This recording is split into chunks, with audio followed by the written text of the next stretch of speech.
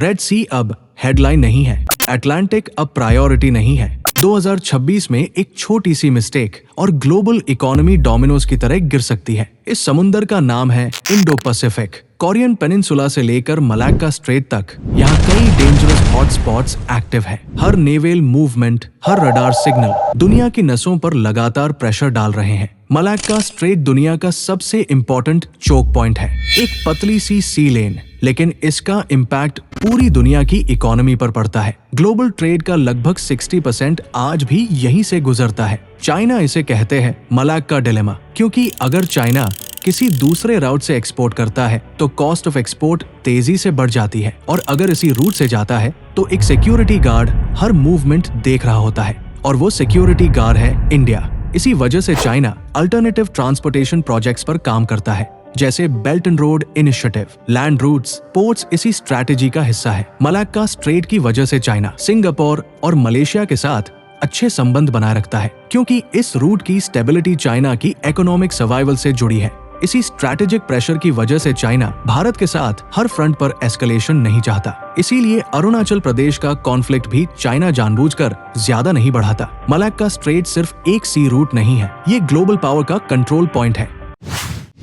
इस रीजन में एक ऐसा ट्रियो है जो साउथ चाइना सी में चाइना को सीधे टक्कर दे रहा है। अमेरिका और ताइवान के बीच लगभग $11 बिलियन का आर्म्स फ्रेमवर्क एक्टिव है। जापान ने अग्री किया है कि वो फिलीपींस को वॉरशिप्स देगा ताकि चाइना के प्रेशर को काउंटर किया जा सके। जापान सिर्फ फिलीपींस को सपोर्ट नहीं कर रहा, जापान ओपनली ताइवान के साथ भी खड़ा है। जापान नहीं चाहता कि फिलीपींस या ताइवान चाइना के कंट्रोल में जाए, क्योंकि अगर चाइना ताइवान को कैप्चर करता है तो चाइना को वेस्ट पैसिफिक तक फुल एक्सेस मिल जाता है, और ये एक्सेस इवेंचुअली जापान के लिए डायरेक्ट स्ट्रैटेजिक थ्रेट बन जाता है। चाइना लगातार साउथ चाइना सी में अपनी एग्जिस्टेंस असर्ट करता रहता है। फिलीपींस पर नेवल और साइकोलॉजिकल प्रेशर डाला जाता है। साथ ही चाइना की वन चाइना पॉलिसी यूएन में 180 से ज्यादा कंट्रीज द्वारा एक्सेप्ट की जा चुकी है। ये चाइना की डिप्लोमेटिक एग्जिस्टेंस और ग्लोबल इन्फ्लुएंस को साफ दिखाता है। इस पूरे इंडो पैसिफिक इक्वेशन में इंडिया के पास अब भी अपर हैंड है। इंडिया के पास वो पावर है जहां से वो ग्लोबल इकोनॉमी के फ्लो को इन्फ्लुएंस कर सकता है। इंडिया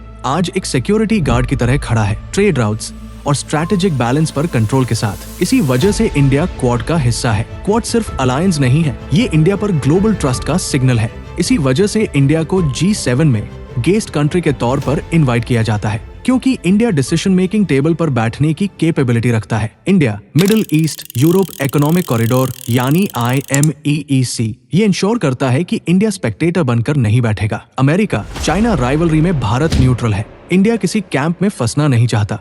इंडिया सिर्फ वही एक्शंस ले रहा है जो सीधे देश के इंटरेस्ट में हो। यही इंडिया की असली पावर है, लाउड नहीं, स्ट्रैटेजिक। इंडो पैसिफिक 21वीं सदी का मदरबोर्ड है। ट्रेड, डेटा, एनर्जी और पावर सब यही से फ्लो करता है। आपको किसका अपर हैंड दिखता है, अमेरिका लेड क्वाड या चाइनीज ड्रैगन? कमेंट्स में खुलकर बहस कीजिए। आपका एक छोटा सा सब्सक्राइब हमारे लिए शील्ड की तरह है, जो हमें सच बोलने की ताकत देता है और इस चैनल को और मजबूत बनाता है।